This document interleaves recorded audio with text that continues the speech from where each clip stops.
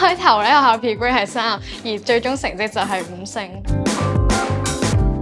卷1超有用，卷2都超有用。卷1嘅貼題都好重啦。甲部咧其實都有出過，都有做過類似嘅題型啦。特別係魏晉南北朝啦，係成題差唔多一模一樣啦。乙部方面咧，必答題日本史咧 ，Andrew 都有出過類似啦。咁而選答方面咧，都係有貼中度嘅。做題目嘅時候咧，成個框架都會喺度啦，佢亦都會教埋成個框架先叫你去做啦。答案亦都係好完備啦，咁你唔明又可以再問佢啦。咁有24小時加問服務，非常之好啊！呢個配套我好中意啊！